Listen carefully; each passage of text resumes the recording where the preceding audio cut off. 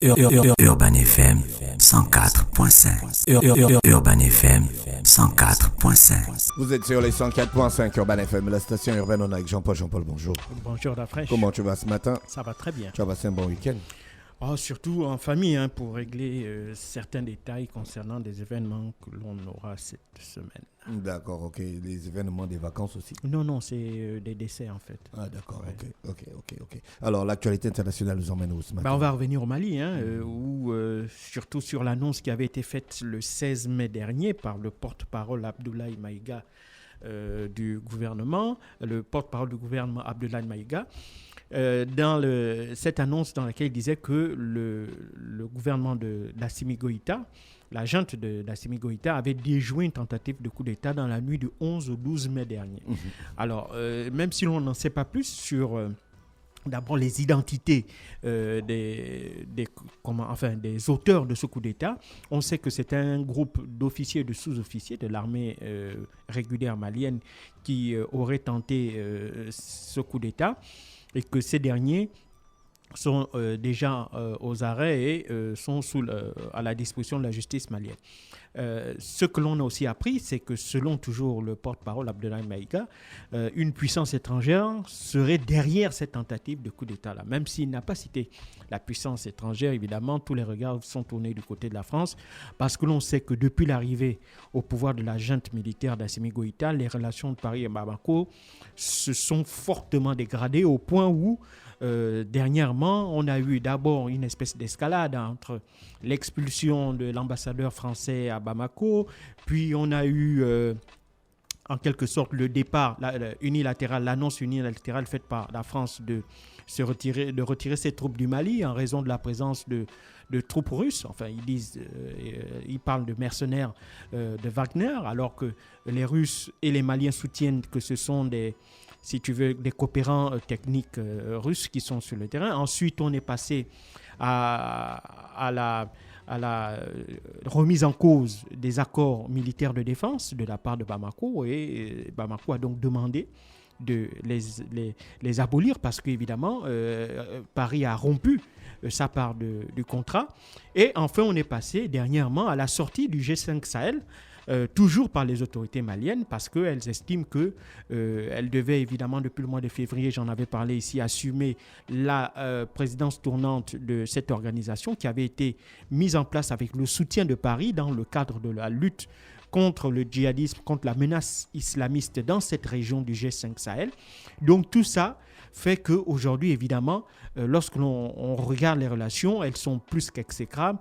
Il n'y a pas si longtemps que ça, à peine il y a 21 mois, à l'époque où Ibrahim Boubacar Keïta était président du Mali, la France était le principal partenaire du Mali, aussi bien sur le plan économique que sur le plan stratégique, puisque c'était la France qui était le pays qui accompagnait véritablement le Mali dans cette lutte contre la menace terroriste.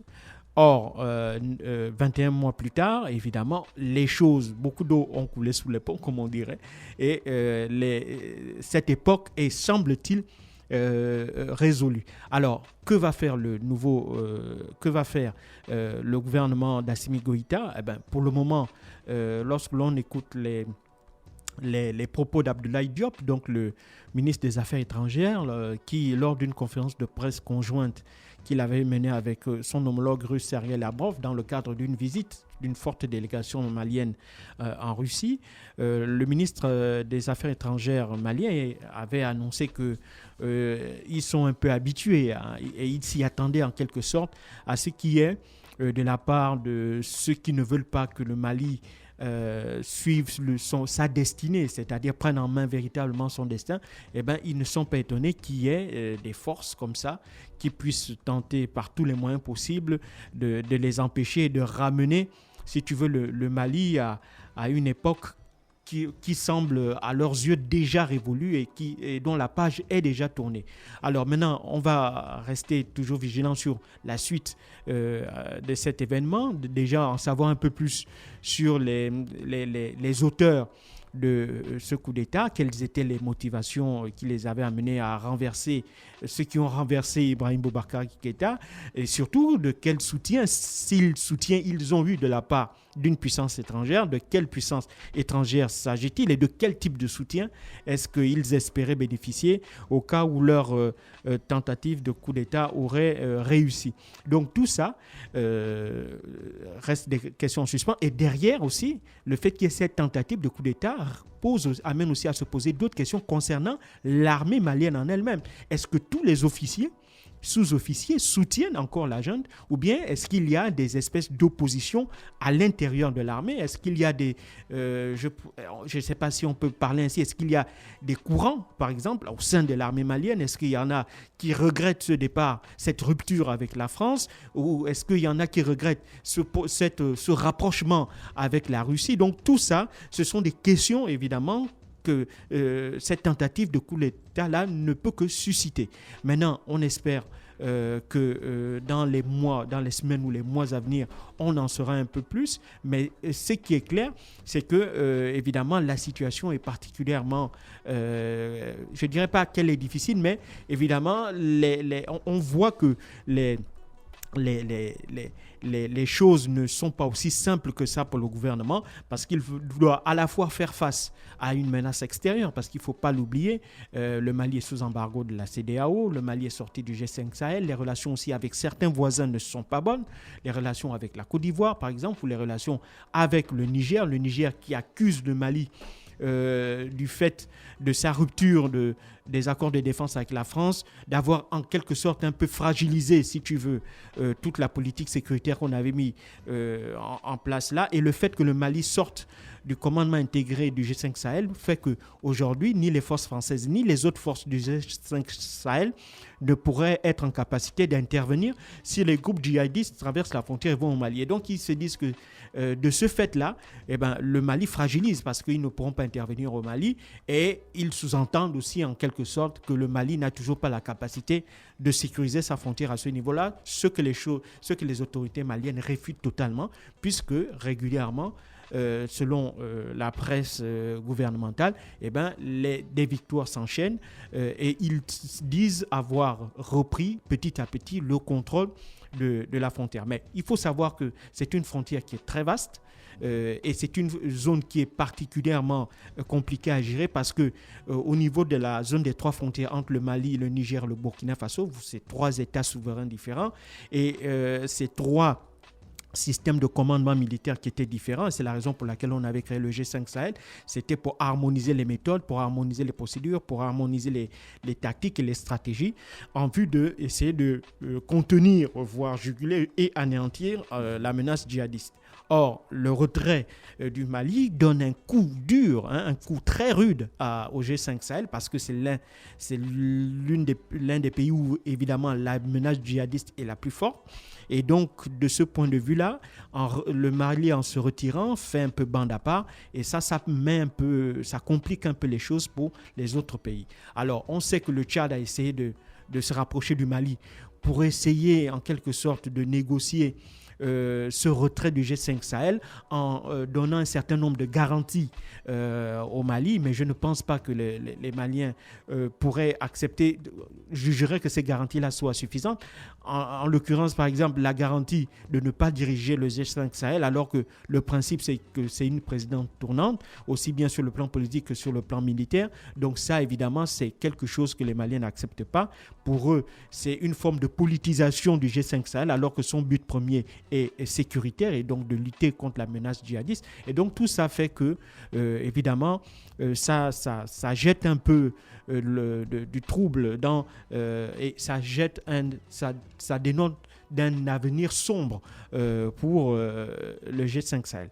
Et donc, voilà un peu là où on en est. On n'en sait malheureusement on n'en sait pas plus concernant cette tentative de coup d'État, mais comme je l'ai dit plus tôt, ce serait intéressant de savoir notamment sur le profil de ces officiers et sous-officiers, connaître leur motivation et aussi avoir une idée d'un éventuel soutien d'une puissance extérieure, quelle qu'elle soit. D'accord, Jean-Paul, la communication tout azimut sur la guerre entre la Russie et l'Ukraine, apparemment ça baisse là. Non, ça ne baisse pas. C'est juste que Les la gars, Russie... non, les gars, les médias en ont marre, quoi. Non, les médias n'en ont pas marre. C'est parce que nous, en Afrique, on ne met plus cette information-là au premier plan. Parce que les Africains considèrent que c'est d'abord un conflit entre Européens et Occidentaux. D'accord?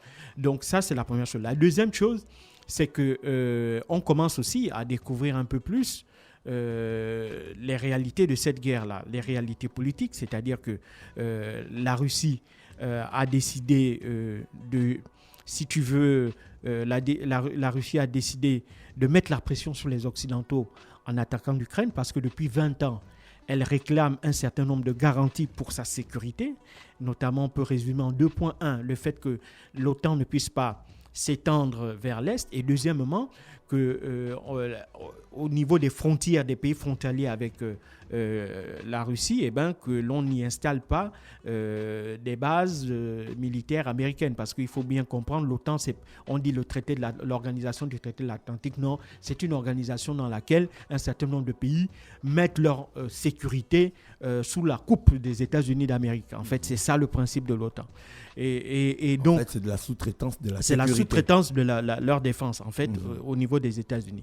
Et donc, la Russie, qui entend défendre la protection, qui entend défendre, si tu veux, ses frontières, qui entend défendre son intégrité territoriale, voit d'un très mauvais œil, depuis les années 90, cette espèce d'extension de l'OTAN vers l'Europe de l'Est. Et donc, pour eux, en 1998, lors d'une conférence qui avait été donnée sur l'armement en Allemagne, une conférence qui avait été organisée en Allemagne sur la sécurité en Europe, Vladimir Poutine, qui venait d'arriver au pouvoir, avait fait une demande très simple.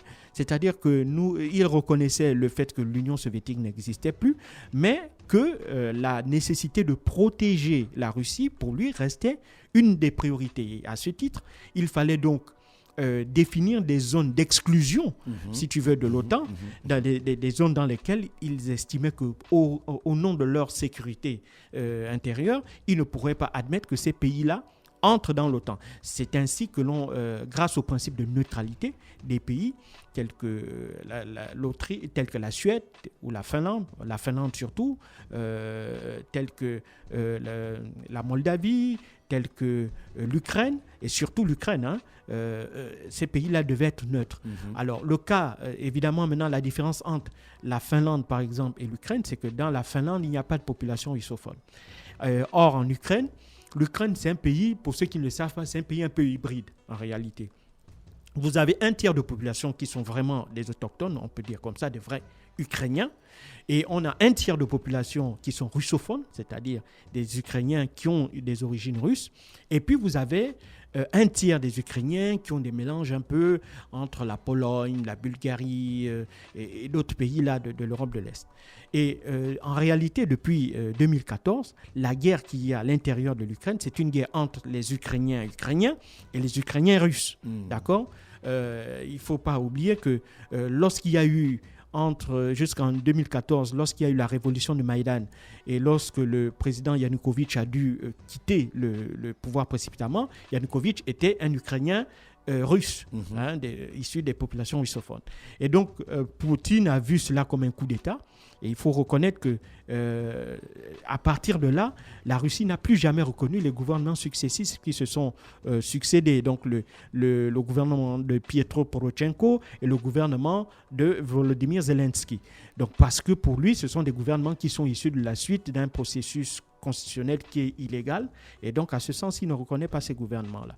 Et donc comme l'Union européenne, avec Pietro Poroshenko, avait décidé de négocier un accord qui visait à se rapprocher davantage avec l'Union européenne, il avait donc décidé d'envahir la Crimée, donc de récupérer la Crimée. Pourquoi la Crimée ? Là aussi, c'est assez intéressant, parce que la Crimée, c'était la porte d'entrée au niveau de la mer Noire. Et donc, dans la Crimée, il y a une ville qui s'appelle Sébastopol, et c'est à Sébastopol que se trouve le principal... si tu veux, le principal port de sous-marins stratégique de l'armée russe. Donc, pour des raisons donc stratégiques, il ne pouvait pas admettre que l'Ukraine se rapproche de l'Union européenne tout en ayant une Crimée qui soit dans l'Ukraine. D'accord ? Il faut savoir qu'en 93, lorsque l'Ukraine avait négocié avec la Russie son indépendance qu'elle va acquérir un an plus tard, il était dit qu'il y avait un accord sur, si tu veux, le statut de Sébastopol en raison de sa position stratégique pour la Russie au niveau de la mer Noire. Eh ben, il s'était donc arrangé pour que Sébastopol ait un statut particulier, soit administré indirectement par la Russie, en raison, comme je l'ai dit, de la présence de ce port de sous-marins stratégiques-là. Et donc, en 2014, lorsqu'ils ont vu ça, ils ont d'abord sécurisé la Crimée, ils ont sécurisé Sébastopol, et puis, depuis 8 ans, on n'en parle pas, le gouvernement ukrainien fait la guerre au Donbass, donc dans les républiques de Donetsk et de Lugansk, dans les régions en fait, dans la région du Donbass, dans ces deux provinces-là.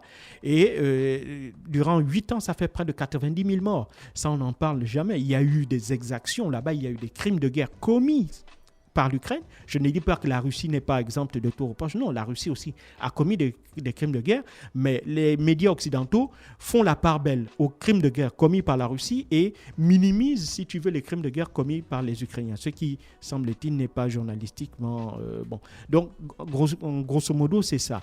C'est une guerre entre Russes et Occidentaux, mais les effets nous touchent parce que ça aggrave l'insécurité alimentaire, parce qu'il faut savoir que, par exemple, la Russie et l'Ukraine, c'est 1/3 de la production mondiale de blé.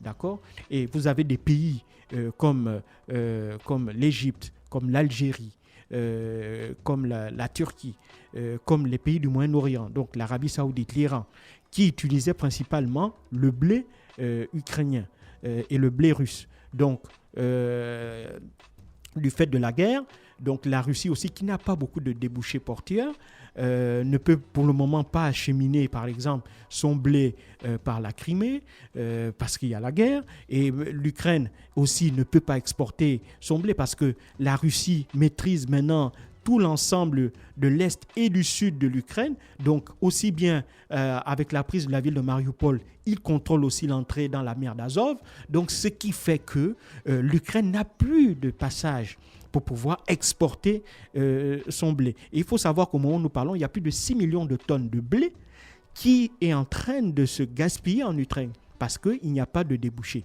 Et tant qu'il n'y aura pas un cessez-le-feu, tant qu'il n'y aura pas un accord, eh ben, ces 6 millions de blé-là ne pourront pas être disponibles avec le risque d'aggravation de l'insécurité alimentaire dans beaucoup de pays à travers le monde. Merci Jean-Paul avec nous ce matin sur les 104.5 Urban FM, la station urbaine dans l'Uda Fresh Morning, le réveil matinal le plus de la capitale, sur la radio la plus de la capitale. Urban FM 104.5.